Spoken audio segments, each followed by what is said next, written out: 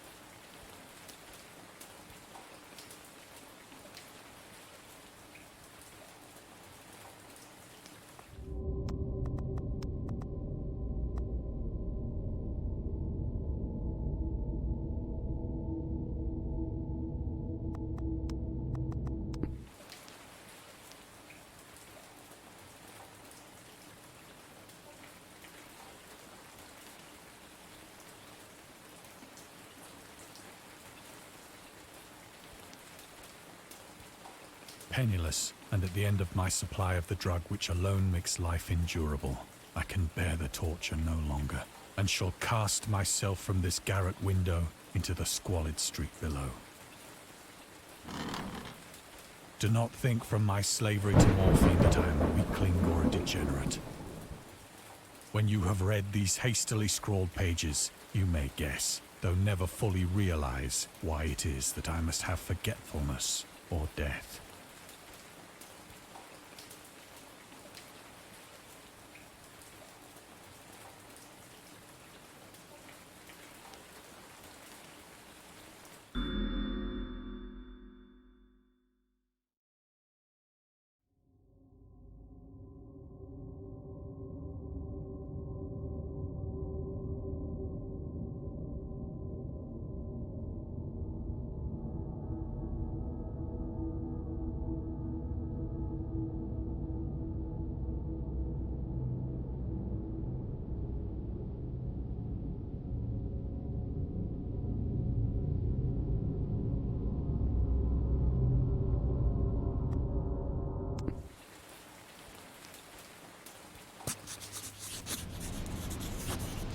It was in one of the most open and least frequented parts of the broad Pacific that the packet of which I was supercargo fell a victim to the German sea raider.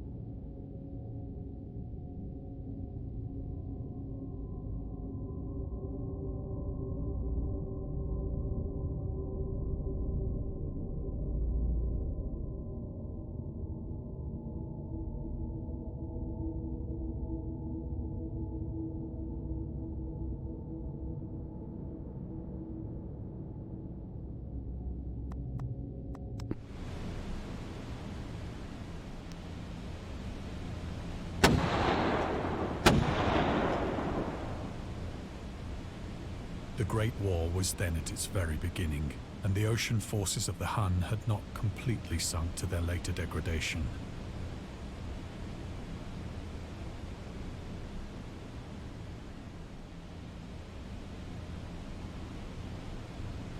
so that our vessel was made a legitimate prize, whilst we of her crew were treated with all the fairness and consideration due us as naval prisoners.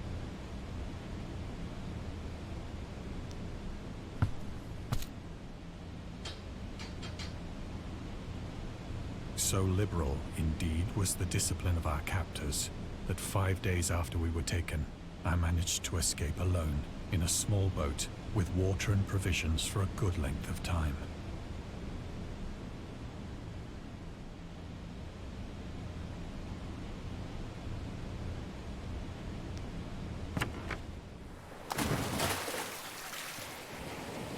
When I finally found myself adrift and free, I had but little idea of my surroundings. Never a competent navigator, I could only guess vaguely by the sun and stars that I was somewhat south of the equator.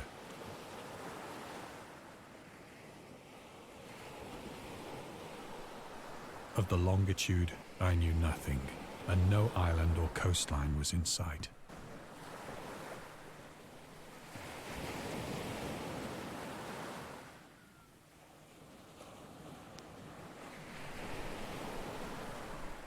The weather kept fair, and for uncounted days I drifted aimlessly beneath the scorching sun, waiting either for some passing ship or to be cast on the shores of some habitable land.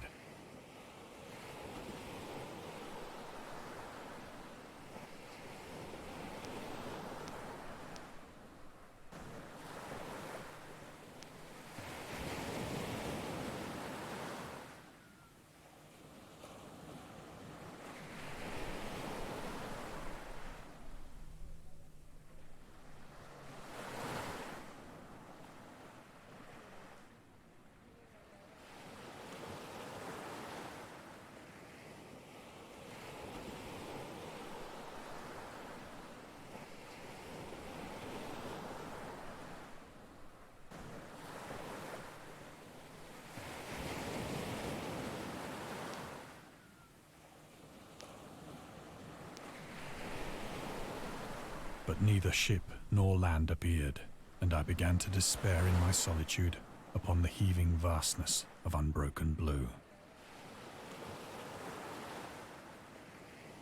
The change happened whilst I slept.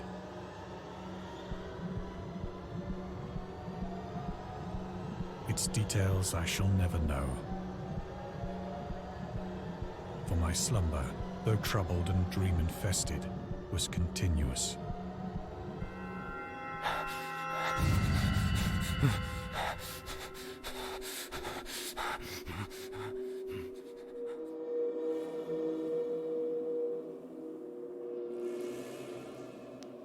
When at last I awoke, it was to discover myself half sucked into a slimy expanse of hellish black mire, which extended about me in monotonous undulations as far as I could see, and in which my boat lay grounded some distance away. Though one might well imagine that my first sensation would be of wonder at so prodigious and unexpected a transformation of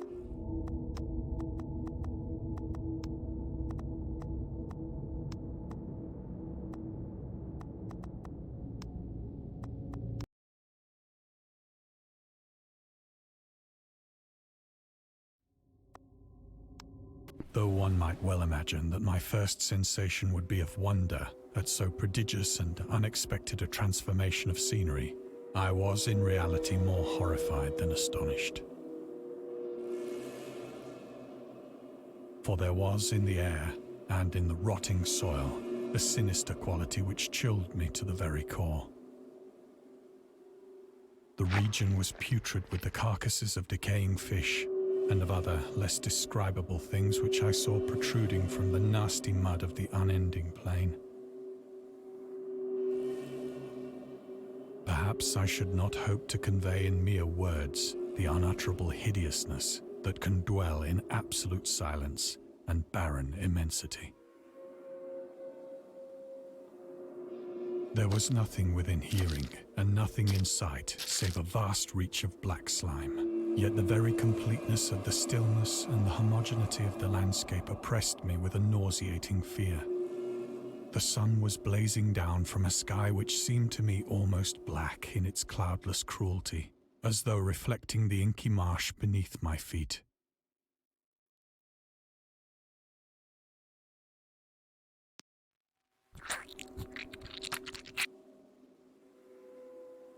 As I crawled into the stranded boat, I realized that only one theory could explain my position.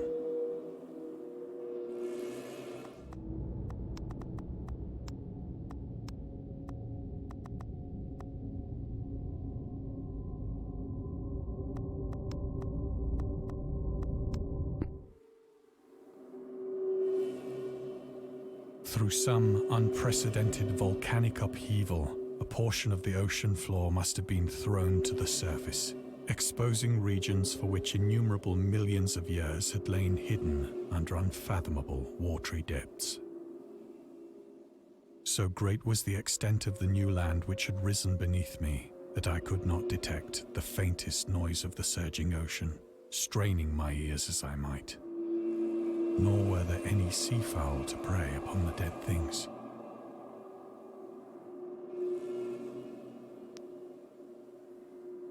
For several hours I sat thinking or brooding in the boat, which lay upon its side and afforded a slight shade as the sun moved across the heavens.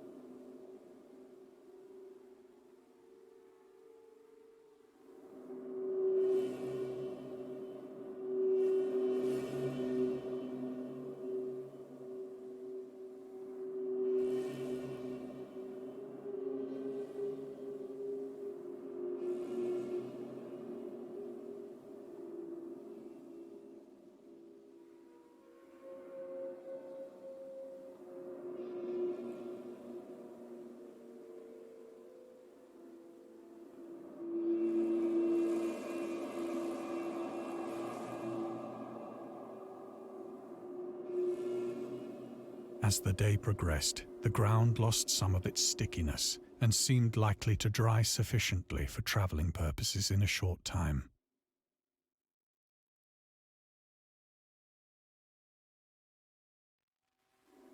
That night I slept but little, and the next day I made for myself a pack containing food and water, preparatory to an overland journey in search of the vanished sea and possible rescue.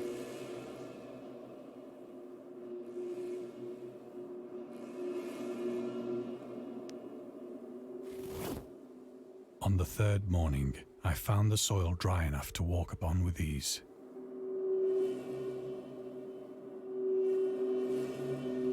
The odor of the fish was maddening, but I was too much concerned with graver things to mind so slight an evil, and set out boldly for an unknown goal.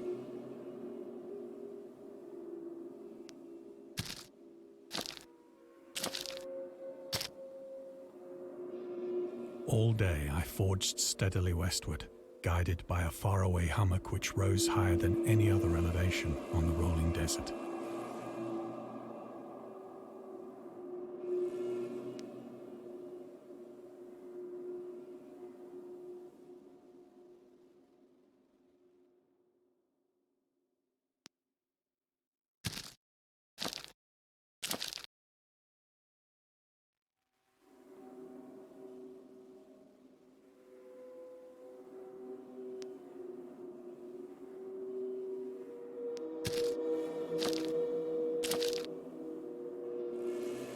That night, I encamped, and on the following day still travelled toward the hummock, though that object seemed scarcely nearer than when I had first espied it.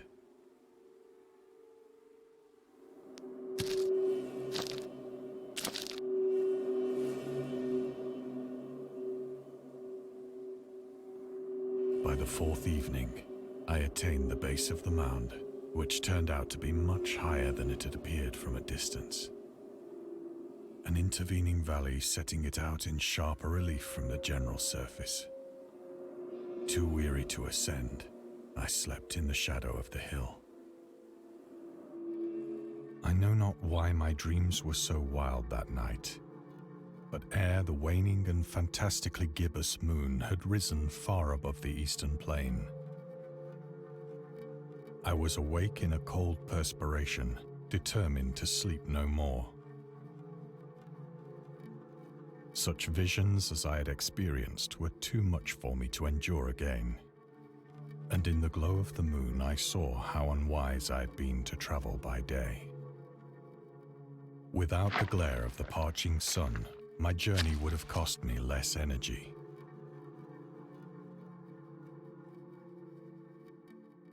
Indeed, I now felt quite able to perform the ascent which had deterred me at sunset. Picking up my pack, I started for the crest of the eminence.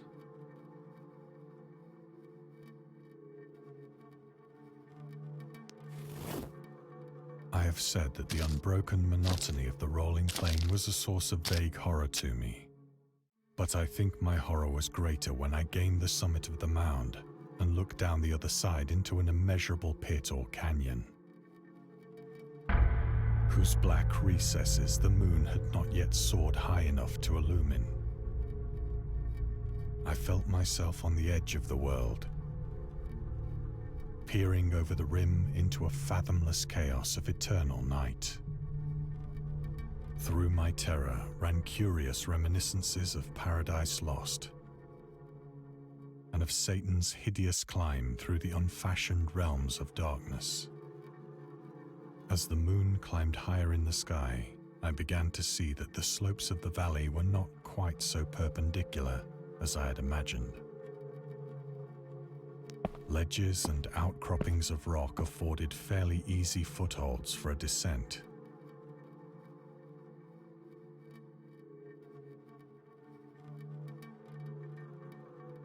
Whilst after a drop of only a few hundred feet, the declivity became very gradual.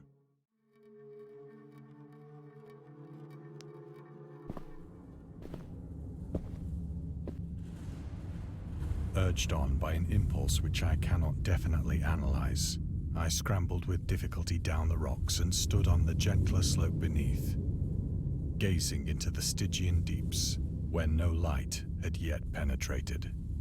All at once, my attention was captured by a vast and singular object on the opposite slope, which rose steeply about 100 yards ahead of me, an object that gleamed whitely in the newly bestowed rays of the ascending moon.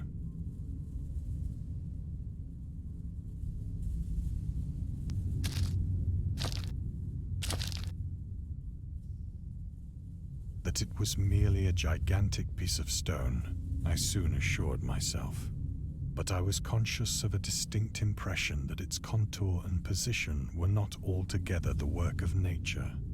A closer scrutiny filled me with sensations I cannot express.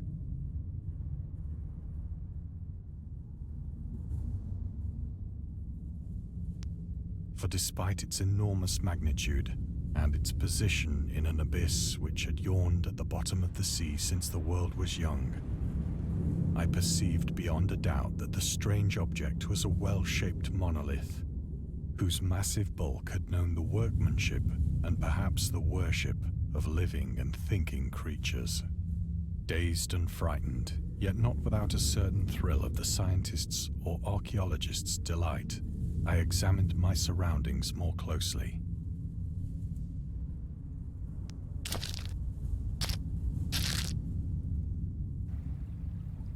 The moon, now near the zenith, shone weirdly and vividly above the towering steeps that hemmed in the chasm, and revealed the fact that a far-flung body of water flowed at the bottom, winding out of sight in both directions, and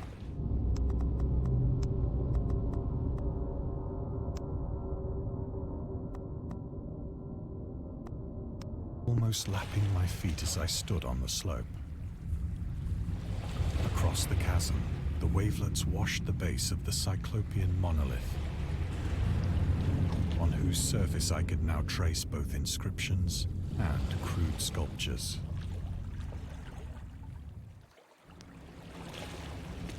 The writing was in a system of hieroglyphics unknown to me and unlike anything I'd ever seen in books, consisting for the most part of conventionalized aquatic symbols such as fishes, eels, octopi, crustaceans, mollusks, whales, and the like. Several characters obviously represented marine things which are unknown to the modern world, but whose decomposing forms I had observed on the ocean-risen plain. It was the pictorial carving, however, that did most to hold me spellbound.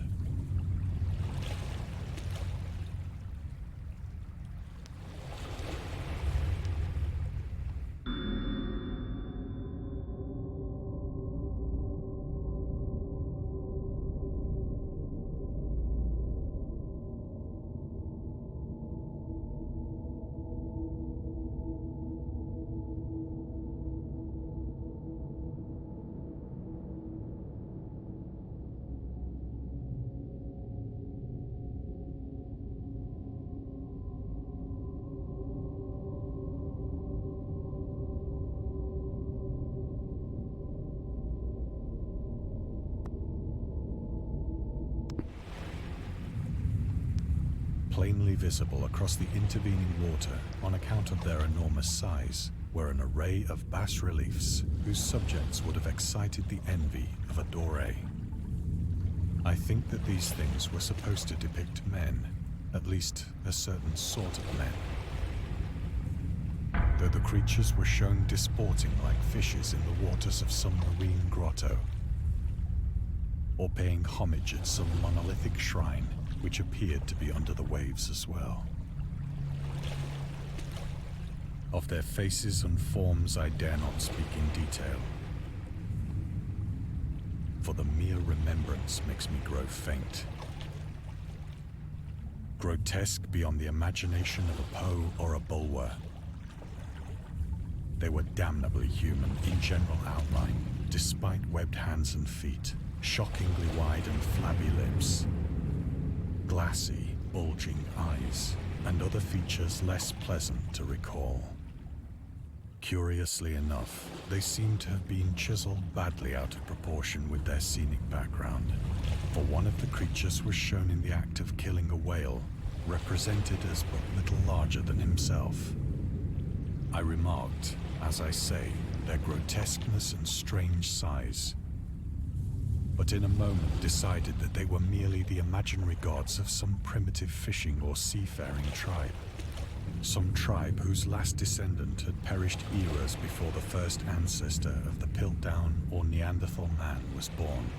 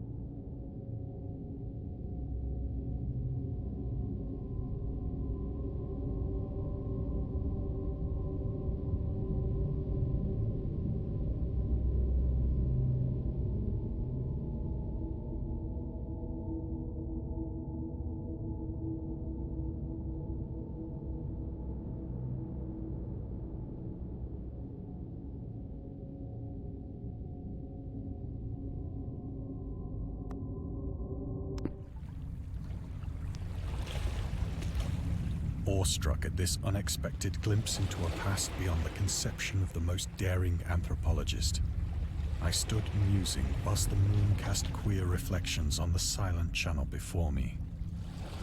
Then, suddenly, I saw it.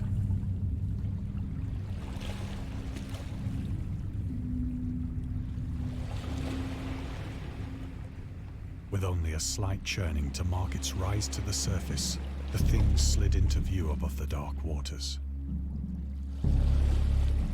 Vast, polyphemus-like and loathsome, it darted like a stupendous monster of nightmares to the monolith,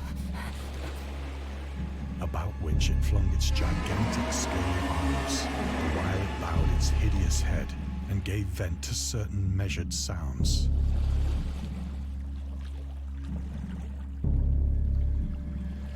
I think I went mad then. Of my frantic ascent of the slope and cliff, and of my delirious journey back to the stranded boat,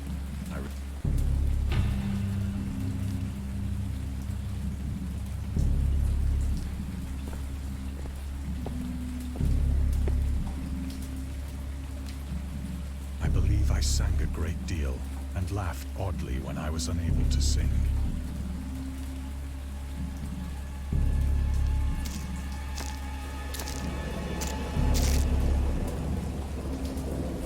I have indistinct recollections of a great storm sometime after I reached the boat. At any rate, I know that I heard pearls of thunder and other tones which nature utters only in her wildest moods.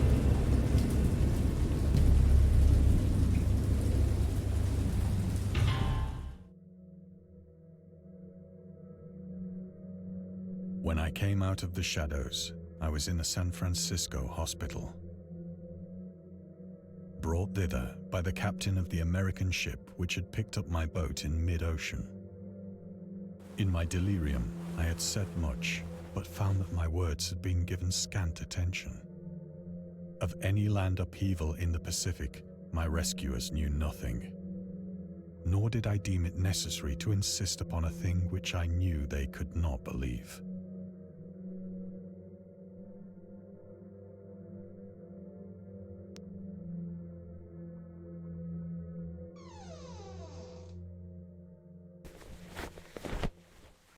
Once I sought out a celebrated ethnologist